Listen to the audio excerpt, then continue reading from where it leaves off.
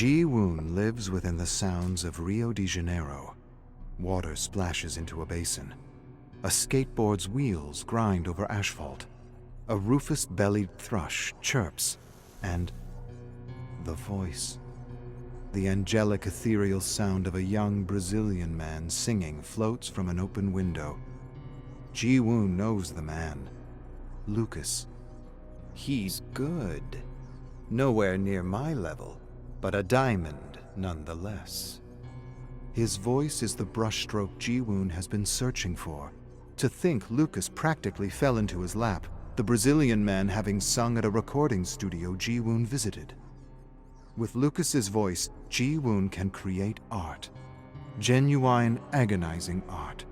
Silky, blood-curdling terror. Ji-Woon has already prepared a warehouse at an abandoned harbor for tomorrow's act.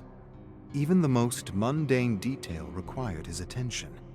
In the past week, he's transitioned between concert rehearsals to disguising his celebrity visage, staking out his victim, assuming alternate identities, purchasing supplies, and stealing recording equipment.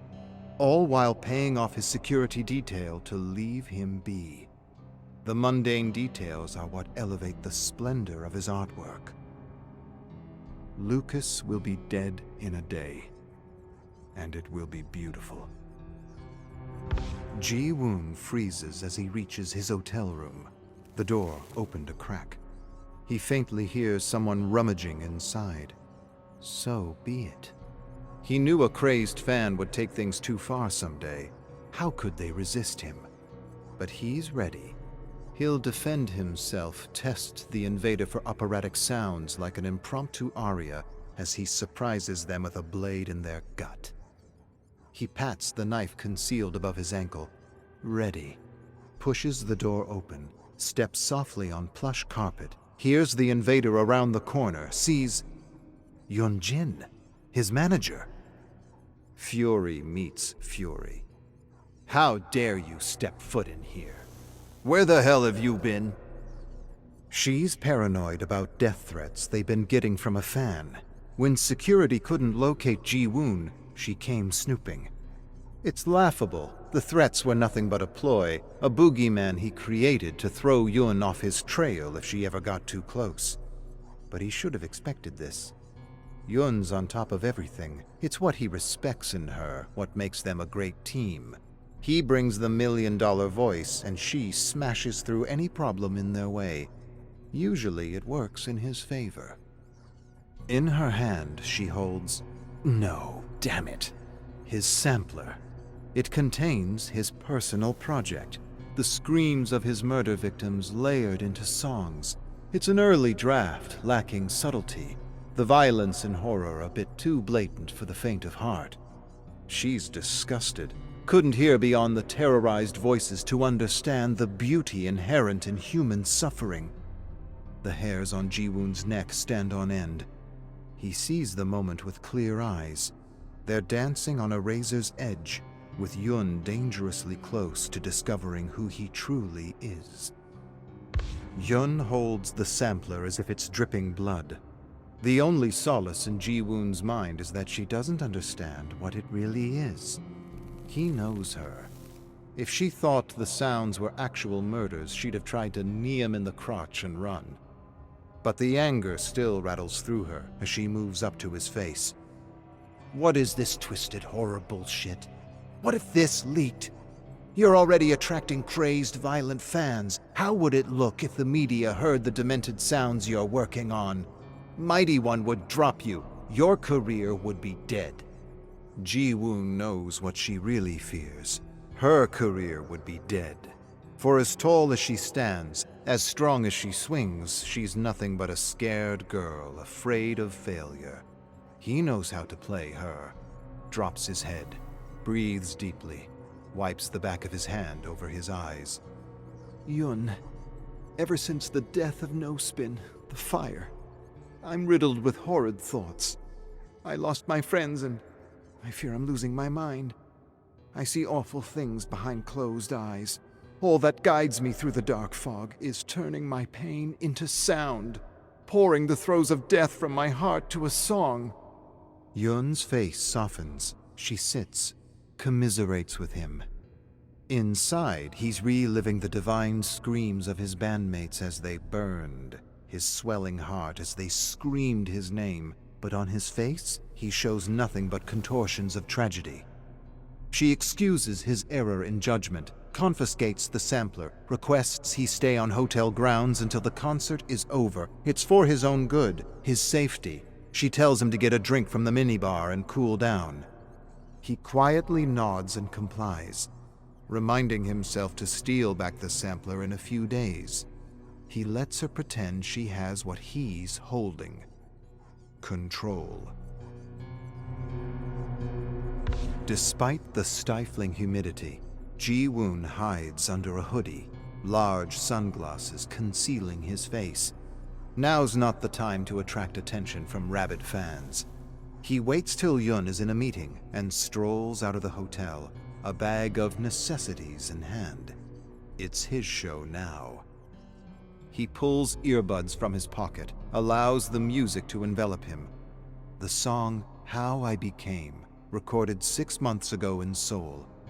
It stands as a metaphor for his childhood, written one drunken night while looking over old photographs. He is 7 years old. He sits at the back of the class. He's uncomfortable being seen and speaking. But today is different. In a few minutes, he's presenting on his favorite thing. A young boy shows the class his hamster, but Ji-Woon doesn't care. He holds his flute, going over the notes to the song he wrote. He shuffles to the front of the class, places his sweaty fingers on the instrument. Following a deep, unsteady breath, he gently blows out a wisp of air, creating a light, whimsical sound. He closes his eyes, moves his fingers precisely, playfully dancing over each note. He ignores the squeaks of the hamster. The flute's sound carries like chimes in the wind. With one final soul-piercing note, he smiles and opens his eyes. His classmates are huddled around the rodent, laughing with its every move, his teacher too. He walks to the group. Students pass the hamster around as it squeaks incessantly. It finds itself directed into Ji-Woon's palm. He takes it in both hands. With one steady movement, he squeezes. A squeal, a slight crunch. No more sound. The children scream. Ji-Woon feels nothing. Storm clouds overtake the sky as the first drops of rain spatter onto Ji-Woon's sunglasses. He breathes deeply, prepares for what he's played over in his mind. The anticipation nearly brings him to his knees, the joy of the artistic process. He strides to the rear door of a cheap 1980s sedan, glances both ways, and appraises the few locals walking the street. Certain no one's watching, he jams a straightened coat hanger around the top of the window, pushing it through the other side. His thin fingers work quickly. Prior experience in breaking an entry pays off. He hooks the wire around the door lock and flicks it up. Without missing a beat, he slides inside, closes the door, and flattens himself along the back seat. He takes off his hoodie and sunglasses. From his bag, he pulls out rope, a blade, a dusty rag, and a bottle of chloroform. He waits, takes out his earbuds, listens to a song that's not his own, one he heard long ago. He is 8 years old. He sits on his father's shoulders, looking over a sea of human bodies. An elaborate stage is ahead, illuminated by colored spotlights. A man in gaudy, audacious clothing stands in front of a microphone. On each side is a guitarist. Behind him, a drummer.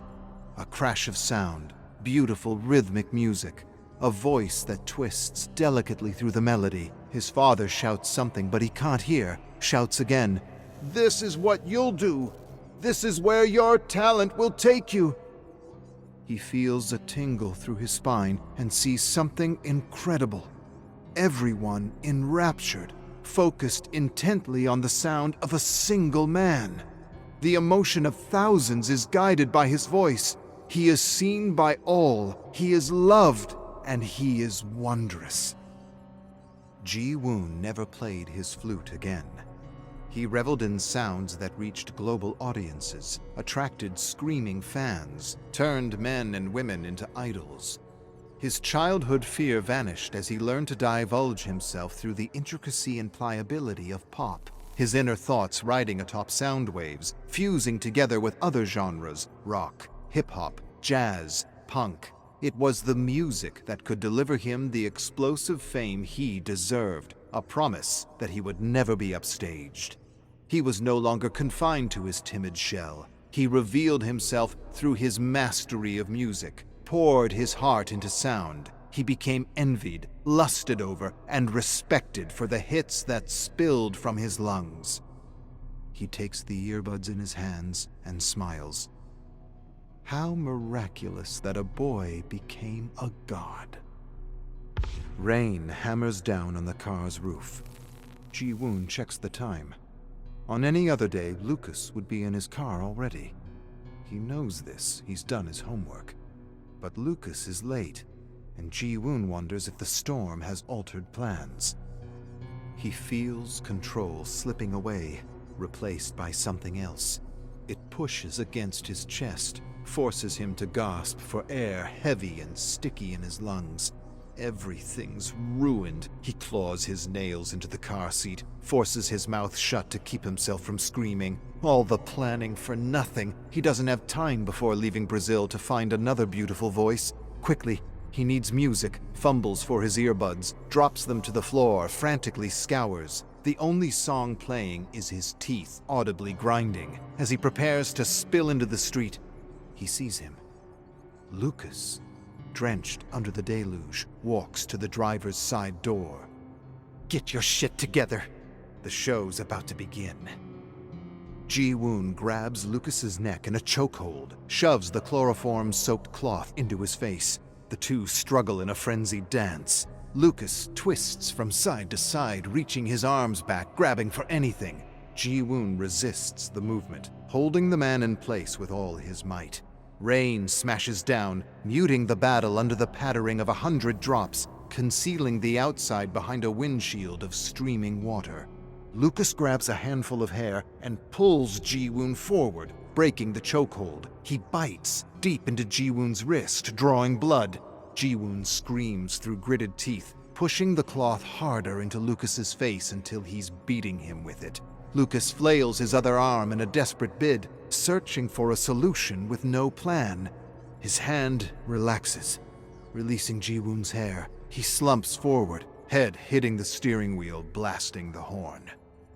Ji-Woon scurries over the seat, pushes Lucas's limp body to the passenger side.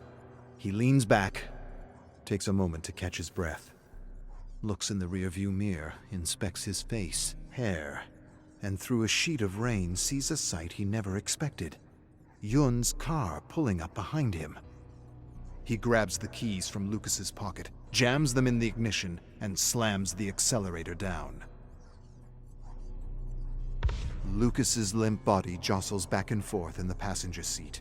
Street-side shops and graffitied walls are a blur as Ji-Woon veers around a corner. Wind and rain lash at the city as if dead set on blowing it apart. Ji-Woon loses track of his plan. Usually, he would have Yun fix his problems, but now it's all wrong.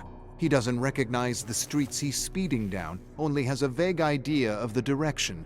Yun remains on his tail. She doesn't know when to quit. The tenacity and courage that proved useful when negotiating his record deal is infuriating now. He's losing control of his artistic process. Hands squeeze the wheel. He'd rip it from the steering column if he could. No, you're not going down like this. You have art to make, damn it. He flicks on the radio. Two men talking about something he doesn't know. Searches the channels. A commercial for a fast food restaurant. Recognizes the jingle. Keeps going. Lands on, there it is. Brazilian dance music. Rapid tempo, heavy bass line, percussive guitar notes, and a smooth voice. He pushes the pedal to the floor, dodges a few kids playing in the storm, bolts past an old pickup truck, praying no one comes the other way, swings the wheel hard to the left, nearly loses control in deep water, but recovers to find himself in a perfect turn. Guns it as the song hits the chorus. trusts in the music, shifts with the tempo, slides with the riffs, feels the beauty in everything he does. Music courses through him. He is living art. He is the crescendo. Behind him, Yun's car comes to a crashing halt. It doesn't matter. The music goes on. Ji-Woon pulls into the harbor he'd staked out days ago. He reluctantly turns off the radio and scans the area. No sign of Yun behind him, but he's on his guard. Somehow, she knew how to find him. He pulls out his phone, his Mighty One company phone. She's tracking me like an overzealous babysitter. Should have expected this from her. Always a micromanager. But she couldn't have known he was driving the car, only that he was in it. Ji-Woon drags out Lucas, barely conscious, and pushes a blade into his back. Before shutting the door, he takes his phone and texts a simple message to Yun. Help.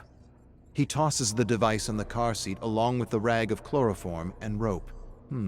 Needs more evidence. He cuts his palm and presses a bloody hand to the window. That'll do. With a thrust of his blade, he pushes Lucas forward. Thunder shakes the frame of the abandoned warehouse. Lucas sits in front of Ji-Woon, bound to a chair, ready to be slaughtered, to sing, to create beauty. Ji-Woon pulls out his blade, but hesitates. Something's wrong. He was too messy getting here. He wants to dive into his art, let the blood spill, but Yun threw him off his game. He can't shake the feeling. He knows she doesn't give up easily, or at all. Walks over to a window and looks out. Endless rain, lightning, and there, like a drowned rat skulking through sewage, Yun, so damn persistent. And further back, the flashing lights of a police car. Yun stumbled into a bloody game and has the power to end him in one move. He rummages through his pockets for his earbuds. Can't find them, can't focus, feels the plan slipping away, sees an end to his art, the music cut short, his vision incomplete. No, he can't let it end. He hears the music. It's always been there, sitting on his father's shoulders, washing over him. He inhales it. It circulates through his veins, becomes him. He'll never go back to being the boy he once was. He's an idol. He's a god. He's the trickster. And he has one last trick to play.